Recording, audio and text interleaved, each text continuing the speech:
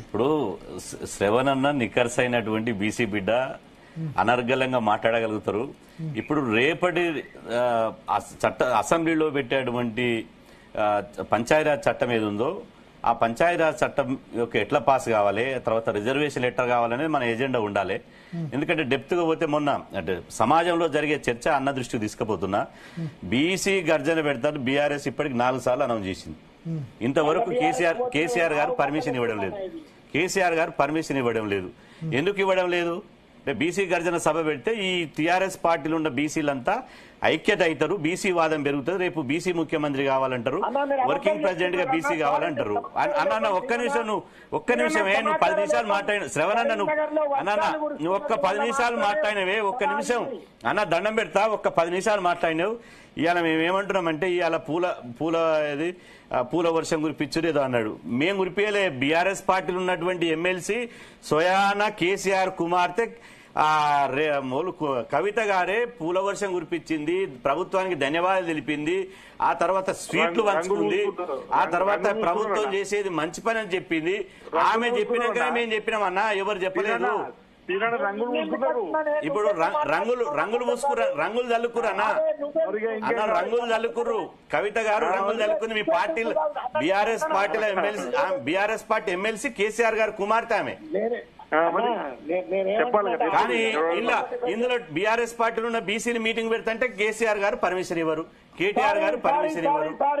మీరు అబద్ధం చెప్తున్నారు. వర్షాల వల్ల మాత్రమే కరీంనగర్ మీటింగ్ పోస్ట్పోన్ అయింది తప్ప దాని తర్వాత యూరియా పంచాయతీలు, రోడ్ల మీద రైతుల పంచాయతీలు వచ్చిన కారణం చేత మీరు పార్టీలో ఉన్నారు, చెప్పక తప్పదు.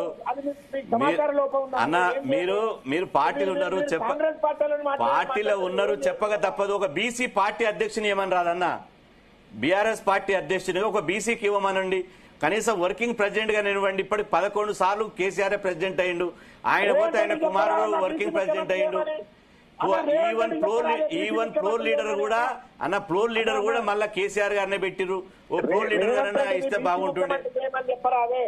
దీపం మనం 22 నెలలు అయిపోయింది కదా, సంపద సృష్టించలేకపోతున్నాడు కదా, ఆయన కోసుకున్న ₹1 రావట్లేదు కదా, మహేష్ గౌడ్ సీఎం చేయమని చెప్పి ఎందుకు పంచాయతీ మహేష్ అన్న చెప్పిండు కదనే, తొందరలోనే వచ్చే కాలంలో బీసీ సీఎం అవుతారని బహిరంగంగా ప్రకటించిండు. అందులో మన టీఆర్ఎస్ పార్టీలో ఎవరన్నా ప్రకటించగలుగుతారా అన్న? మహేష్ అన్న ప్లీజ్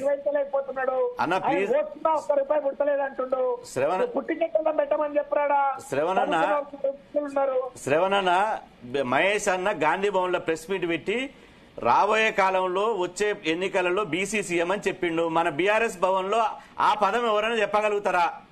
అదే అన్న, కోట శ్రీనివాసరావు కోడిని చూసి మనం బిర్యానీ తిన్నాం పట్టేగా. అట్టగాదే కోట శ్రీనివాస పొన్నాల లక్ష్మణ్ ఏం చేసిందో నాకు ఎరక. ఇప్పుడు వాళ్ళు అంటారే ఈటల రాజేందర్ ఏం చేసిరో వాళ్ళకి ఎరక. మన తాటికొండ రాజయ్య గారు డిప్యూటీ సీఎం ఇచ్చి బర్తరఫ్ చేసిర్రు. ఈటల రాజేందర్ గారిని మెడలు బట్టి బయటికి గెంటేసిరు ఒక బీసీ బిడ్డను. దాసో శ్రవణన్నకు బీఆర్ఎస్ పార్టీ ఫౌండర్ అయినటువంటి దాసో శ్రవణన్నకు భువనగిరి ఎమ్మెల్యే టికెట్ ఇవ్వమంటే నీ కులం ఎంత అని అడిగిర్రు. కులం లేదు కాబట్టి టికెట్ ఒక ప్రపంచ మేధావి ఇలా ఒక బీఆర్ఎస్ పార్టీ ఎమ్మెల్యేగా ఇవ్వలే ఫౌండర్ కు.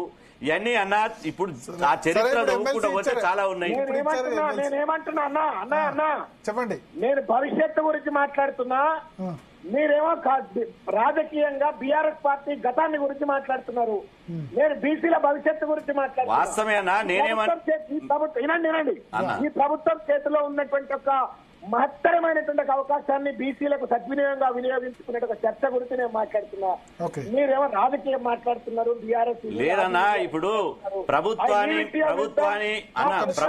శ్రీనివాస్ గౌడ్, మధుసూదన్ చారు, గంగుల కమలాకరు, దాసో శ్రవణ్ గారు రంగులు చల్లుకొని ప్రభుత్వాన్ని అభినందిస్తే ఊకునే వాళ్ళ. కవిత రంగులు చల్లుకుంటే ఎందుకు మీరు చర్య తీసుకోవడం లేదు అంటే పార్టీల అగ్రకులాలకు ఒక న్యాయం, బడుగు వర్గాలకు ఒక న్యాయం ఉంటదా? ఇది సమాజంలో బీసీ సమాజం అనుకుంటున్న మాట మీ దృష్టికి తెస్తూనే ఇది బీసీల ముట్టట్లేదు. ఇదంతా ఇది కేవలం బీఆర్ఎస్ కాంగ్రెస్ రాజకీయ పంచాయతీ. మరి మా రిజర్వేషన్లకి ఒక్క నిమిషం ఆది శ్రీనివాస్ గారు, ఇప్పుడు మీరు ప్రభుత్వం